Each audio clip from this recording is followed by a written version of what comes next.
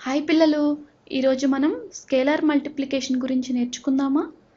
మాత్రిక లేదా మ్యాట్రిక్స్ అంటే ఏమిటో ఇంతకు ముందు వీడియోలో నేర్చుకున్నారు. ఈ మాత్రికల మీద కొన్ని ఆపరేషన్స్ అంటే యాడ్ చేయడం, సబ్ట్రాక్ట్ చేయడం లాంటివి నేర్చుకున్నారు. ఇప్పుడు ఒక మాత్రికను మరియు ఒక చరరాశి లేదా అదిశ రాశి అంటే స్కేలార్కు మల్టిప్లికేషన్ చేసినప్పుడు అంటే స్కేలార్ మల్టిప్లికేషన్ ఎలా ఉంటుందనేది నేర్చుకుంటారు. ఉదాహరణకు ఒక 2/3 మాత్రికను తీసుకుంటున్నాను. 2/3 మాత్రిక మూలకాలను 7, 5, -10 సెకండ్ రో 3, 8, 0గా తీసుకుంటున్నాను.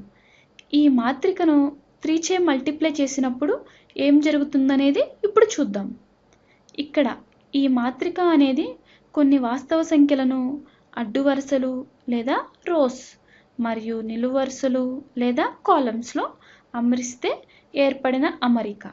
మరి ఇక్కడ ఈ 3 అనేది కేవలం ఒక నంబర్, స్థిర సంఖ్య. దీనినే స్కేలార్ అని కూడా పిలవచ్చు. ఇది ఒక స్కేలార్. మరి ఈ స్కేలార్ను మ్యాట్రిక్స్తో మల్టిప్లై చేసినప్పుడు ఏం జరుగుతుంది? అసలు ఈ స్కేలార్ను మ్యాట్రిక్స్తో ఎలా మల్టిప్లై చేయవచ్చు? మాత్రిక అనేది ఒక సదిశ రూపం, అంటే వెక్టార్స్కి మరో రూపం. కాబట్టి 3ను మాత్రికలోని ప్రతి మూలకంతో మల్టిప్లై చేయాలి, ప్రతి ఎలిమెంట్ చే గుణించాలి. చూద్దాం ఏమొస్తుందో. ముందుగా టాప్ మోస్ట్ ఎలిమెంట్ 7తో స్టార్ట్ చేద్దాం, అంటే 3 × 7. అయితే ఇక్కడ గుర్తుంచుకోవాల్సిన విషయం ఏమిటంటే ఏ ఆపరేషన్స్ చేసినా రోస్తో స్టార్ట్ చేయాలి. కాబట్టి తర్వాత 3ను దేనితో గుణించాలి? ఈ మొదటి రోలోని మిడిల్ ఎలిమెంట్ చే గుణించాలి, అంటే 3 × 5. ఆ తర్వాత చివరి ఎలిమెంట్ 3 × -10. ఆ తర్వాత సెకండ్ రోలో ఫస్ట్ ఎలిమెంట్ 3 × 3. తర్వాత 3 × 8. తర్వాత 3 × 0.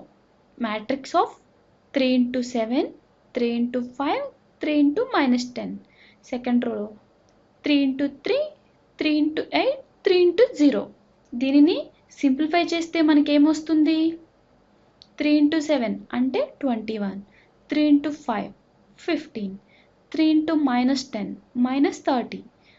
తర్వాత సెకండ్ రో 3 × 3 అంటే 9, 3 × 8 24, 3 × 0 0. అర్థమైంది కదా స్కేలార్ మల్టిప్లికేషన్?